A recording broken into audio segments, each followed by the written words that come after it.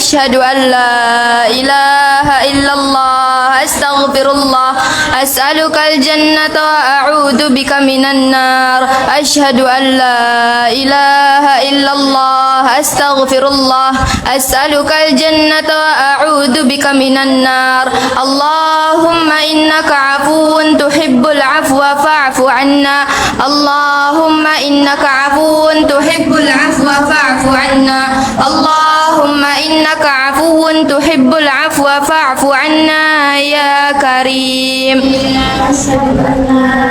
إله إلا الله أستغفر الله أسألك الجنة وأعوذ بك من النار أشهد أن لا إله إلا الله أستغفر الله أسألك الجنة وأعوذ بك من النار أشهد أن لا إله إلا الله أستغفر الله أسألك الجنة وأعوذ بك من النار اللهم إنك عفو تحب العفو فاعف عنا اللهم إنك عفو تحب العفو فاعف عنا اللهم إنك عفو تحب العفو فاعف عنا يا كريم أشهد أن لا إله إلا الله أستغفر الله أسألك الجنة وأعوذ بك من النار أشهد أن لا إله إلا الله أستغفر الله أسألك الجنة وأعوذ بك من النار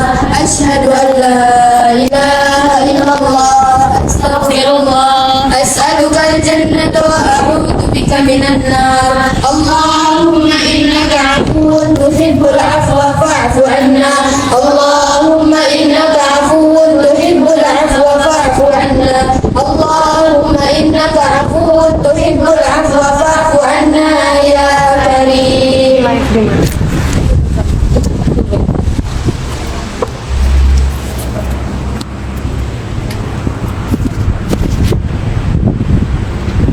بسم الله الرحمن الرحيم نوينا تعلما وتعليم من أقع والانتقاء والتذكير والإفادة والاستفادة والمساعدة والسكين إلى الله وسنة رسول الله صلى الله عليه وسلم والدعاء والدلالة على الخير بالله وجل ومرضاته وقربه وثوابه سبحان ما تكفي والعافية والصلاة الآكبة برحمتك يا أرحم الراحمين اللهم إنا نسألك علما الذي ومشرب صاحب الهدية وهاب الغني اللهم إنا نسألك علما الذي ومشرب صاحب الهدية وهاب الغني اللهم إنا نسألك علما الذي ومشرب صاحب الهدية وهاب الغني صلى الله على سيدنا محمد وعلى آله وصحبه وسلم.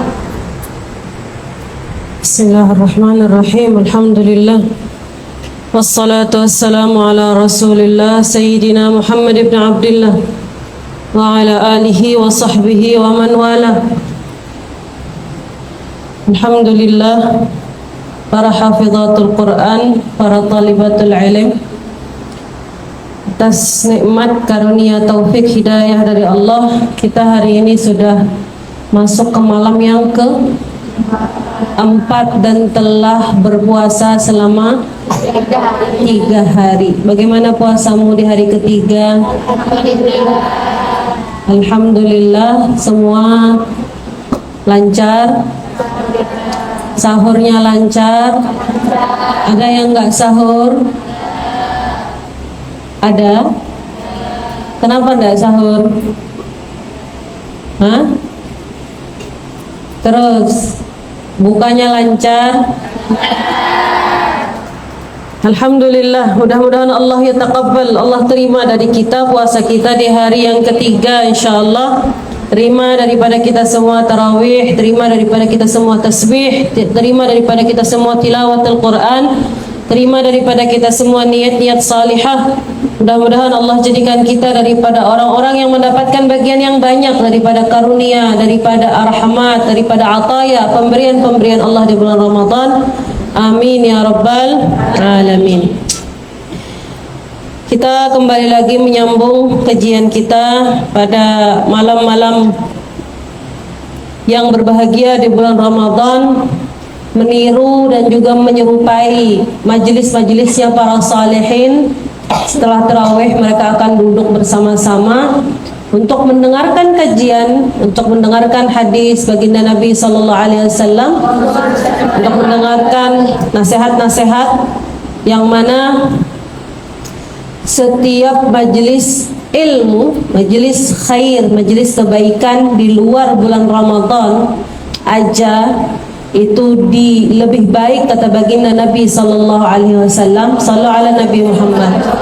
Hadir majelis-majelis ilmu di luar bulan Ramadan itu lebih baik daripada menjenguk 1000 orang sakit. Lebih baik daripada bertakziah pada 1000 orang yang meninggal. Sehingga lebih baik daripada salat 1000 rakaat. Itu untuk majelis di luar bulan Ramadan. Lalu bagaimana dengan majelis di dalam bulan Ramadan? Sehingga kita perhatikan orang-orang saleh secara khusus guru-guru kita, mereka bikin majelis sehari itu 3 kali. Ada majelis subuh, pada subuh rauhah. Ada majelis rauhah ba'da asar. Ada majelis rauhah atau juga madaih ba'da tarawih, setelah tarawih. Maka dan khususnya Wabah Nur hafizahullah, beliau bikin majelis ba'da tarawih. Setelah tarawih selesai salat tarawih itu sekitar jam 10, setengah 11, lalu beliau akan melanjutkan dengan majelis sekitar sejam atau 1 jam setengah. Selesai biasanya jam 11, jam 11 setengah 12. Maka kita pengen menyerupai mereka, walaupun nggak selama mereka majelisnya, walaupun cuma sekitar 15-20 menit. Mudah-mudahan Allah jadikan kita seperti mereka dalam pahala. Jadikan kita mendapatkan apa-apa yang mereka dapatkan daripada karunia-karunia Allah Subhanahu wa taala. Kata baginda Nabi sallallahu alaihi wasallam, sallallahu ala Nabi Muhammad, man tashabbaha biqaumin fahuwa minhum. Siapa yang menyerupai satu kaum, maka dia termasuk daripada kaum tersebut. Menyerupai dari apa? Dari pakaian. Menyerupai dari apa? Dari perbuatan, dari tingkah laku, dari cara makan, dari cara minum, dari cara berjalan, dari cara berbicara, dari cara kebiasaan adat sehari-hari, dari cara ibadah, dari cara apa saja yang dia lakukan mirip dengan seseorang, dia akan dikumpulkan bersama orang itu. Dia akan dikumpulkan bersama orang itu. Makanya kenapa kita disuruh menyerupai baginda Nabi sallallahu alaihi wasallam, mengikuti sunnah baginda Nabi sallallahu alaihi wasallam, biar apa? Biar mirip sama Rasulullah sallallahu alaihi wasallam. Apanya yang mirip?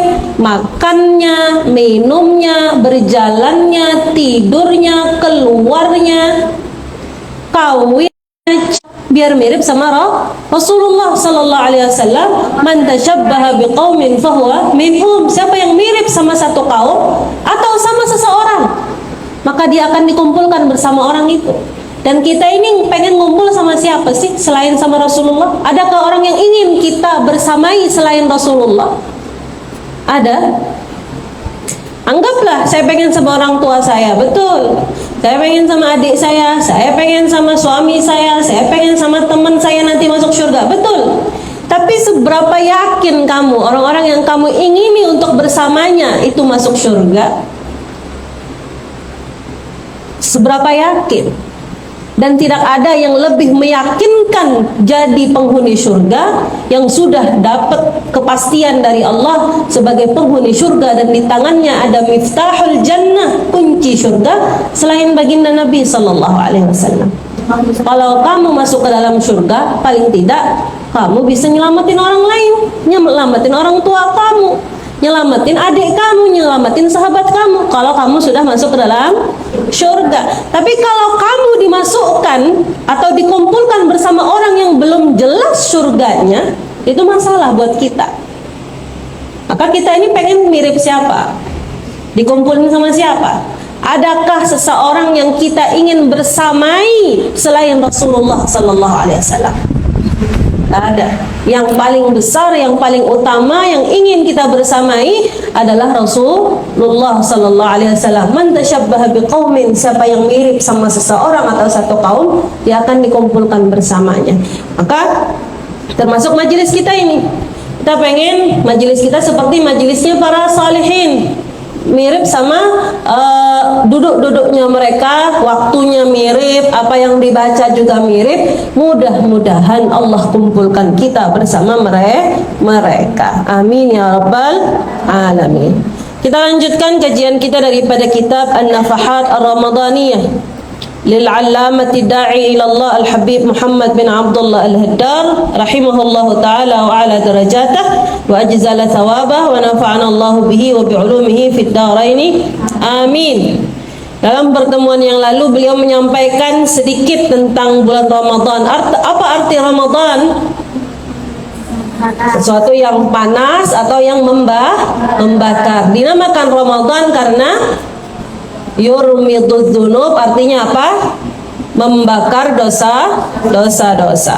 Dan beliau mengatakan apabila bulan Ramadannya selamat, maka selamatlah seluruh tahunnya. Sepanjang tahun dia akan selamat.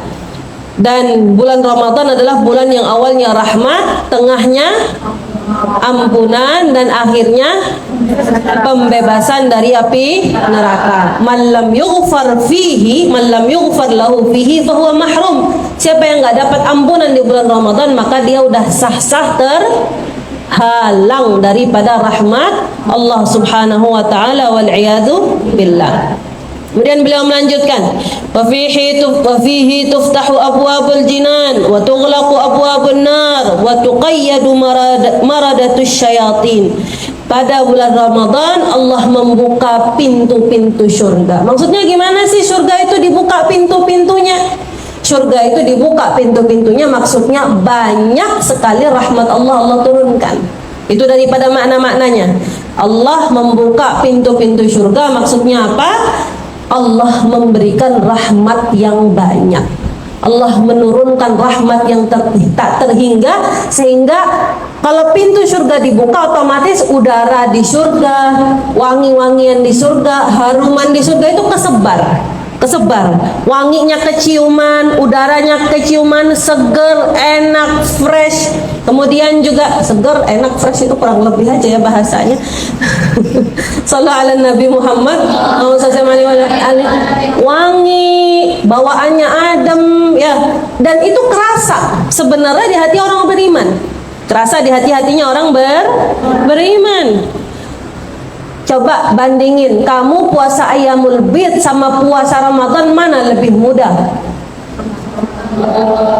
Lebih mudah puasa Ramadan. Puasa Ayyamul Bid keadaan kamu kayak gimana? Seharian lemes, mau ngaji bisa ngaji? Bisa sih sebenarnya kalau dipaksain. Tapi lemesnya luar biasa, beda sama Ramadan. Pernah kamu di luar Ramadan sholat 20 rakaat? Enggak pernah.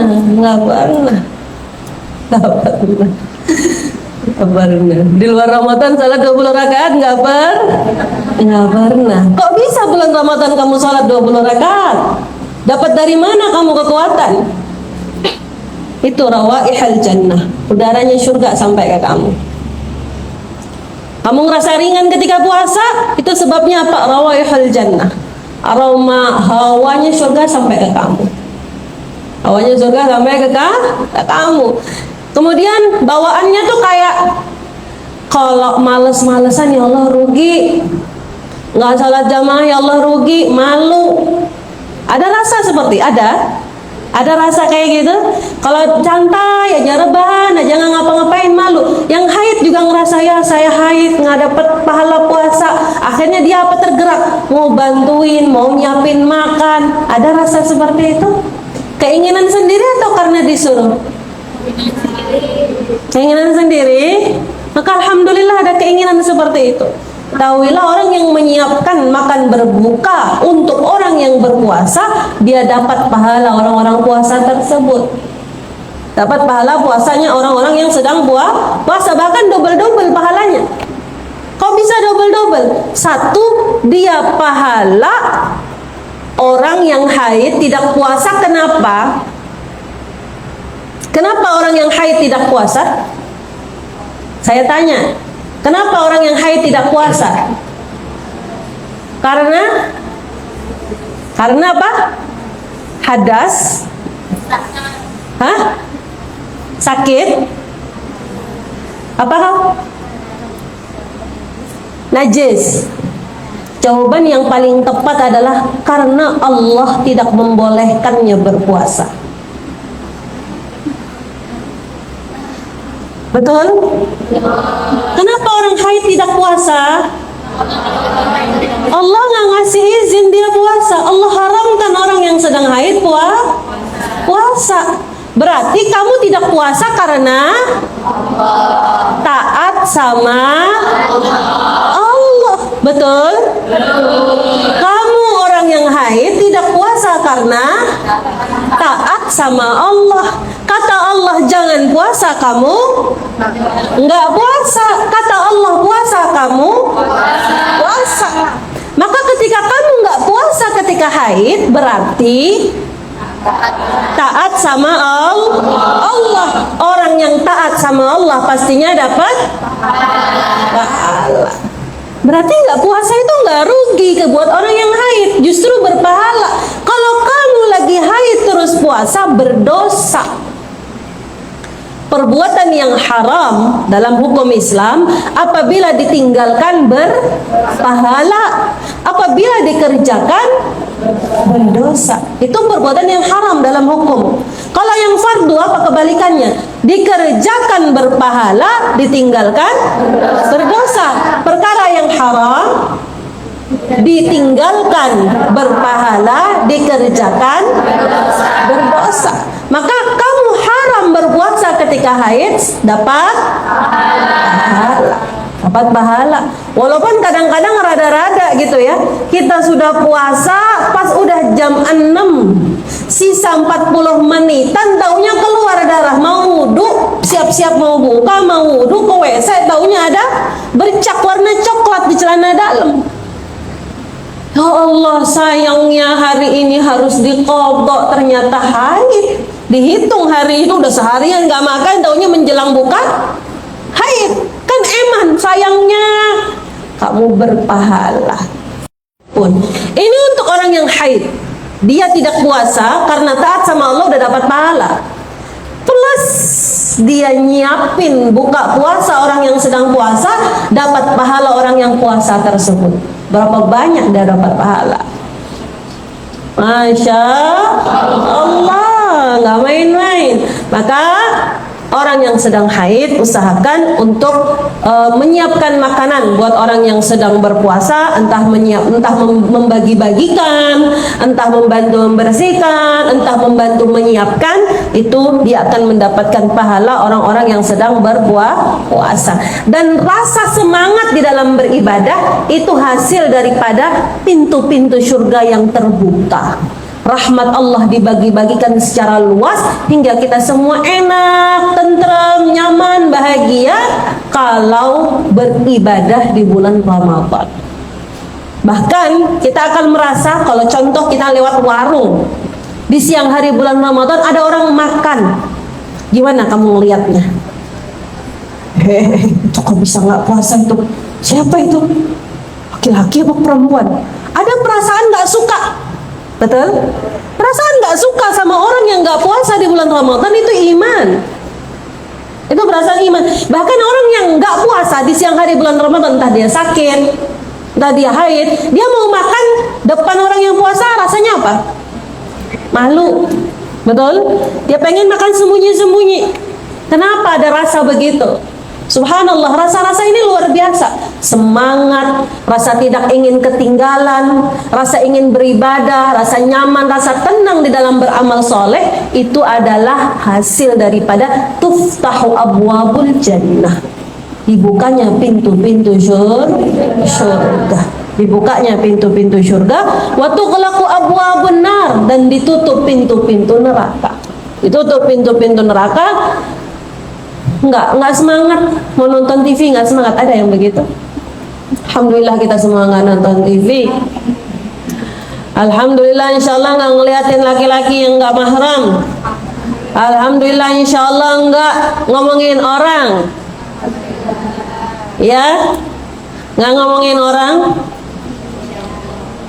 Insya Allah nggak bicarain cerita orang lain kepada orang lain, mindahin cerita, share-sharean cerita. Terus yang kita share apaan? Fadilah puasa, Al-Quran, saling ngingetin buat jaga mulut, banyak-banyakin baca Al-Quran. Wa tughlaqu abwabun nar wa tuqayyadu maradus syayatin, dan dirantai setan-setan. Karena setan dirantai pada bulan Ramadan, diikat. Jadi kalau selama ini kita selalu nyalahin setan, iya setan yang goda saya, iya setan yang membutakan mata saya daripada kebenaran, bulan Ramadan kamu nggak bisa lagi nyalahin setan. Ternyata kalau ada orang masih berbuat maksiat di bulan Ramadan, bukan setan sebabnya, tapi apa? Hawa nafsu. Hawa nafsu.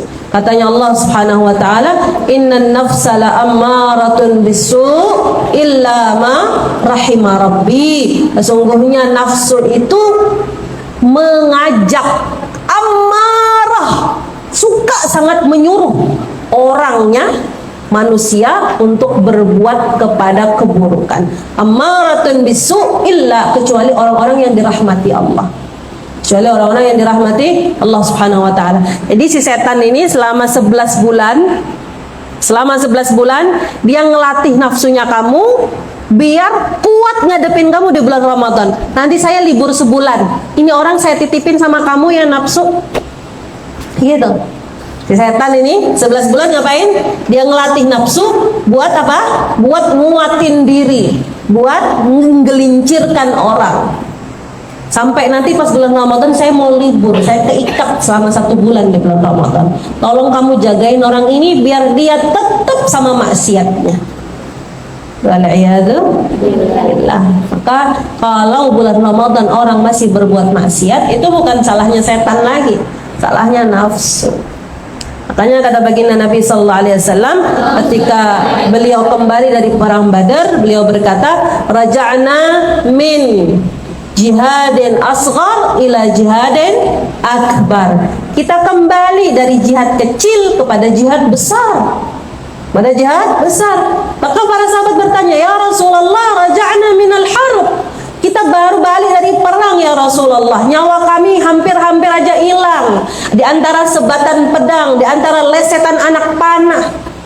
Bagaimana mungkin engkau mengatakan raja'na min jihadin asghar ila jihadin akbar? Gimana mungkin engkau mengatakan kita baru balik dari jihad kecil kepada jihad besar? Kata baginda Nabi sallallahu alaihi wasallam, jihad yang besar adalah a'da aduwak an-nafsu baina jambaik. Musuhmu yang paling besar adalah nafsu yang ada di dalam dirinya kamu. Adalah musuh yang ada dalam dirinya kamu.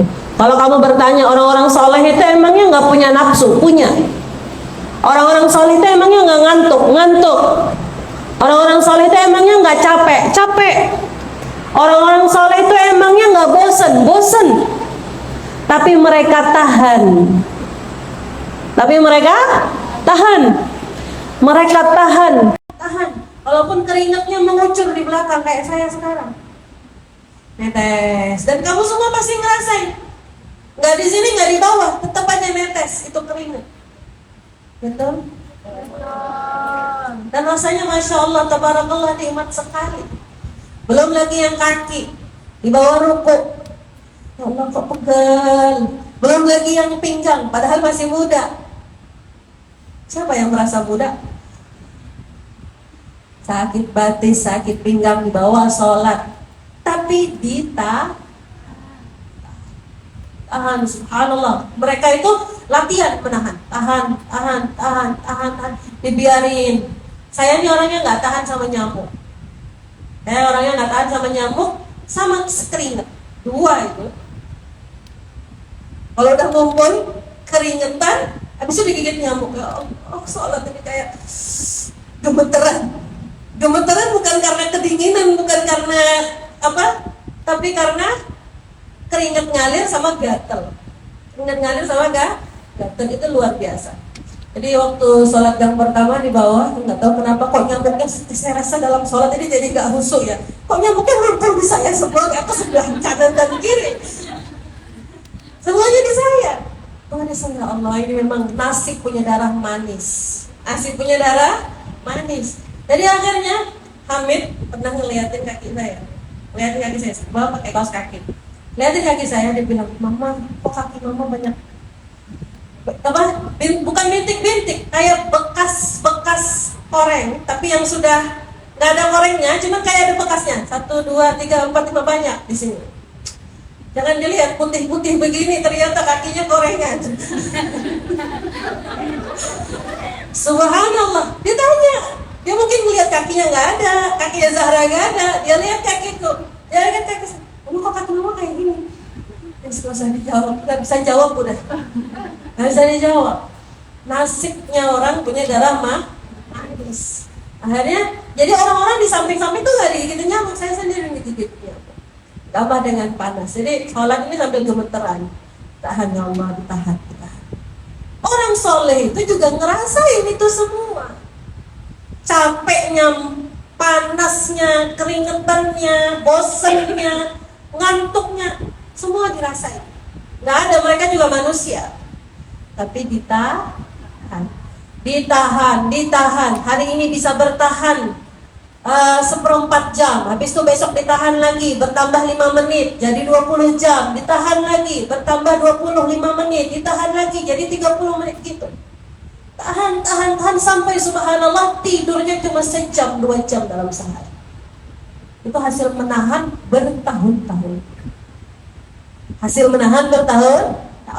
Jadi kalau kita mau jadi orang saleh harus pandai-pandai menahan. Mendingan menahan keringat, menahan capek daripada menahan panasnya api neraka.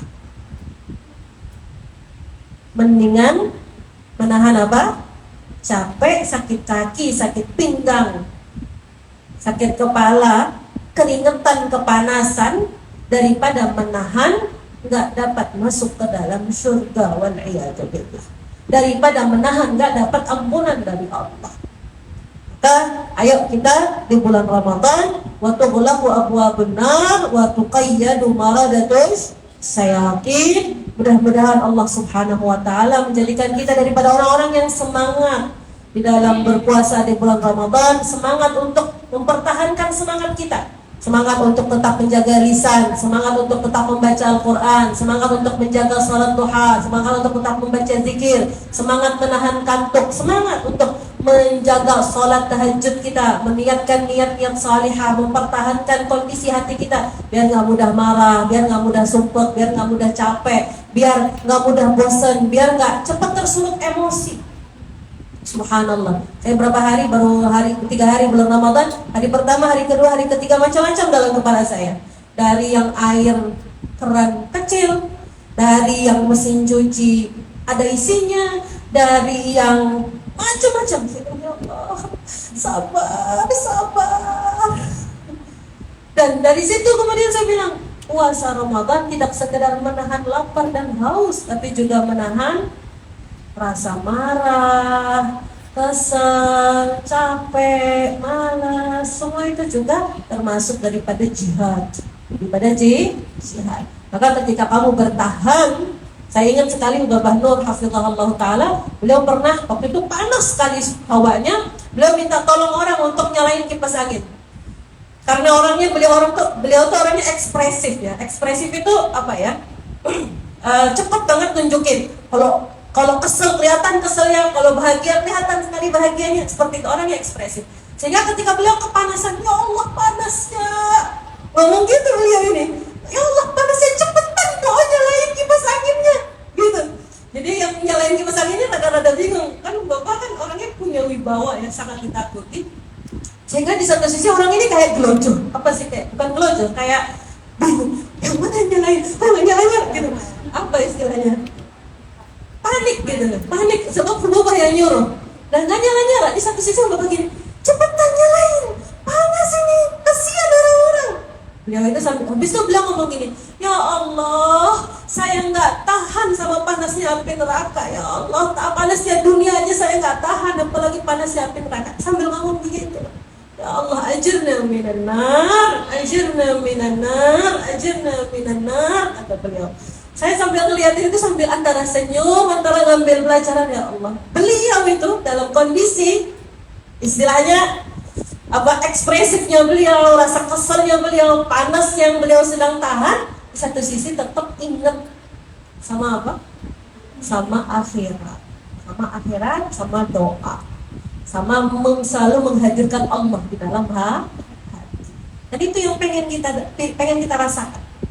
Itu yang pengen kita rasain. Saya nggak mampu, ya Allah, nahan panas api neraka nggak mampu, nahan matahari cuma sejengkal di atas kepala saya nggak mampu.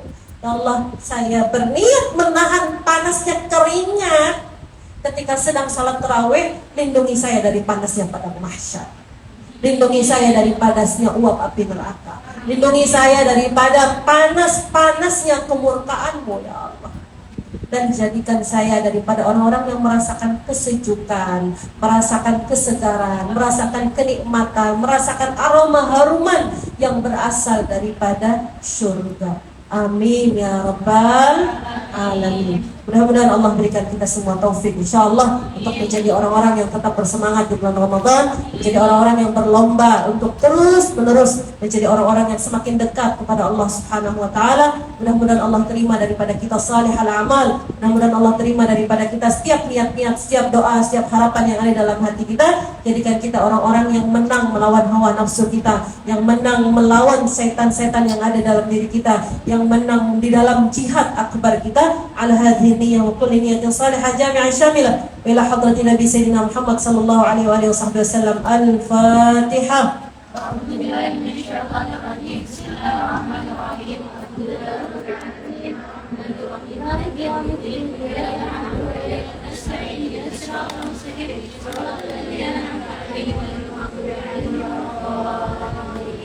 أشهد أن لا إله إلا الله أستغفر الله أسألك الجنة وأعوذ بك من النار أشهد أن لا إله إلا الله أستغفر الله أسألك الجنة وأعوذ بك من النار أشهد أن لا إله إلا الله أستغفر الله أسألك الجنة وأعوذ بك من النار اللهم إنك عفو تحب العفو فاعف عنا اللهم إنك عفو تحب العفو فاعف عنا اللهم إنك عفو تحب العفو فاعف عنا يا كريم.